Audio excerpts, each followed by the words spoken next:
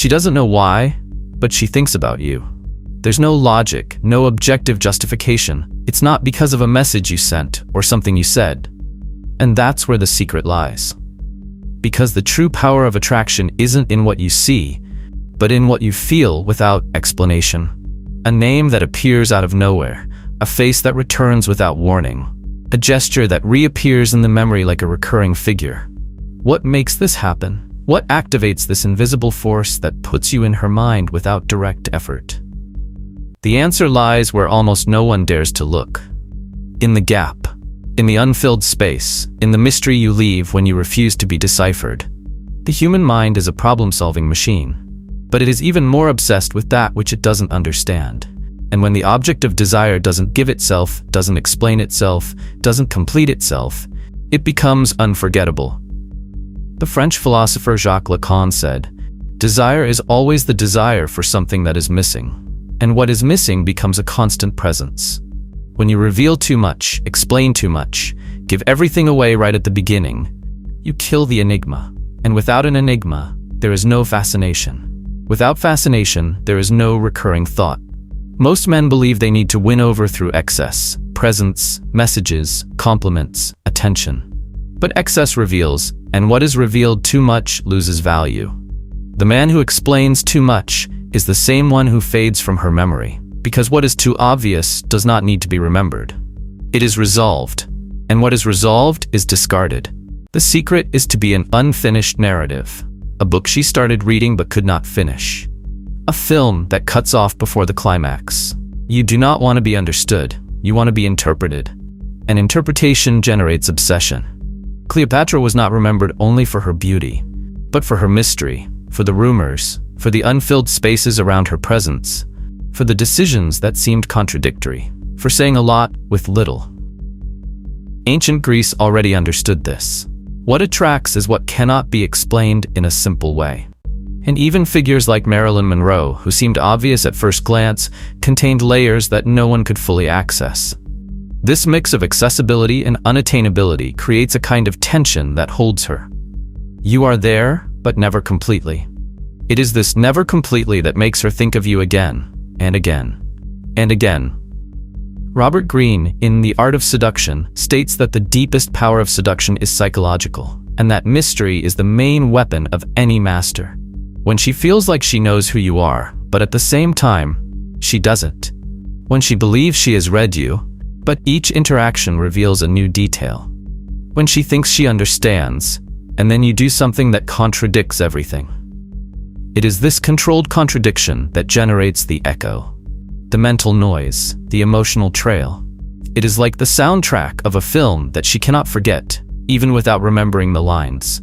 And then you realize that being desired is not about being present, but about being absent with meaning.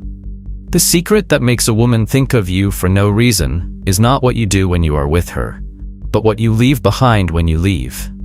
A silence charged with presence, an absence that vibrates, a gap that she will try to fill with memories of you.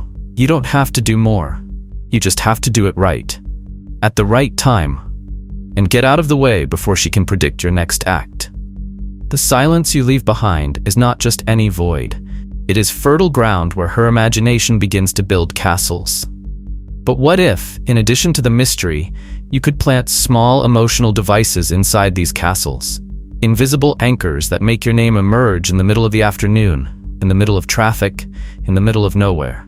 Because the real game begins when you understand this. Remembering is not a choice, it is a reaction. And every reaction needs a trigger.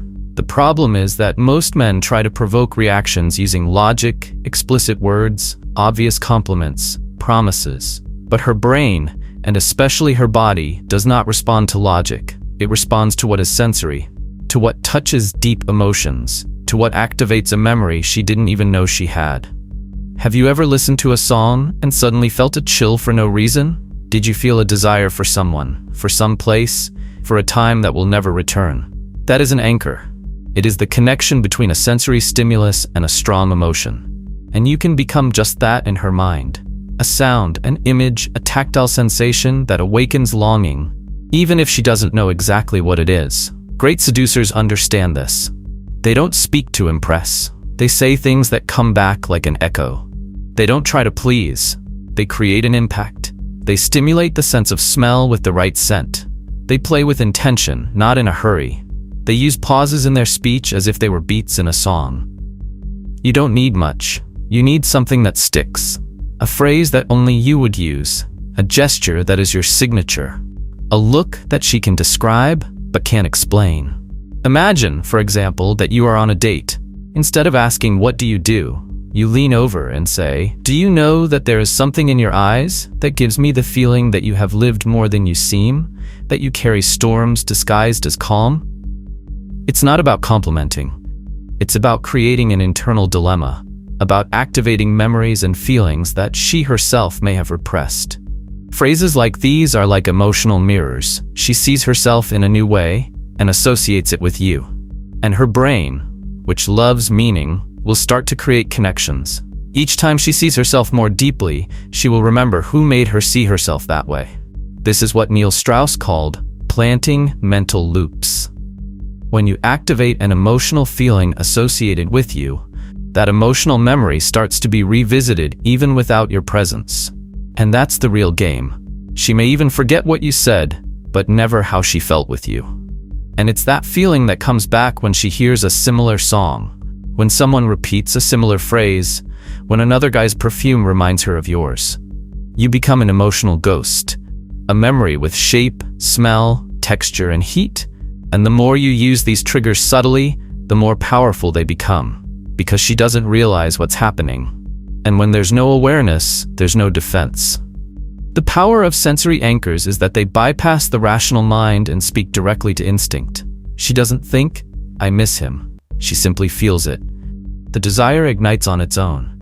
And in that moment, you've won. But the anchor alone doesn't work if you don't know when to disappear. Because the stimulus needs the silence afterward, the space to grow. And that's exactly where the next step of the game comes in. The one that the weak fear, but the strategists master. You don't disappear because you've lost interest. You disappear because you understand the game.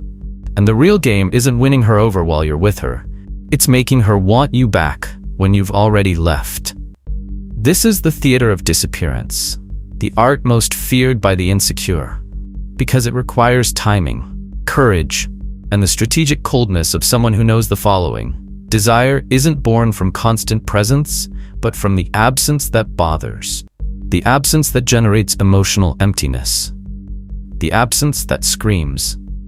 Here's the brutal truth. When you disappear after leaving a deep emotional impact, you're not moving away.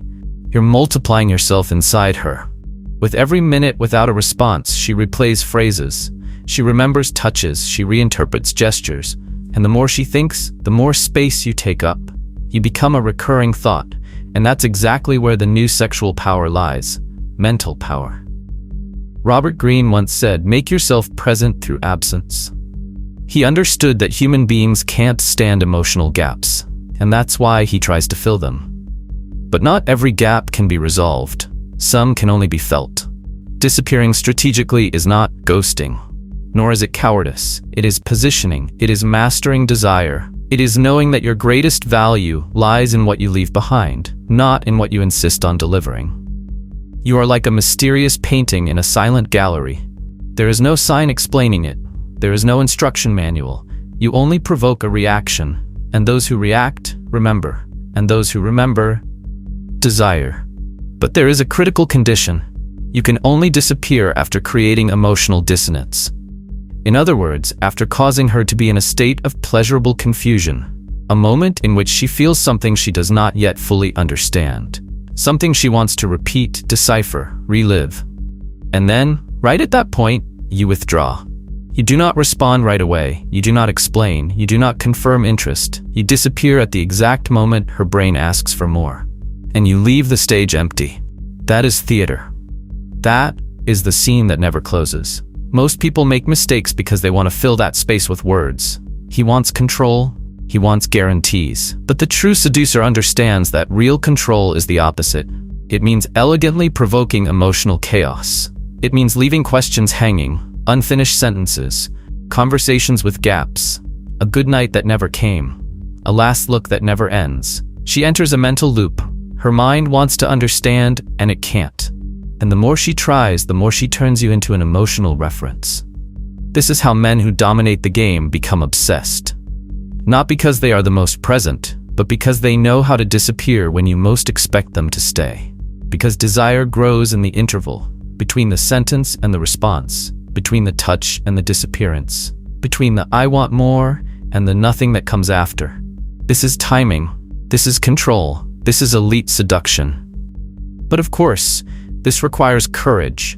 Courage to lose immediate control in exchange for absolute control later.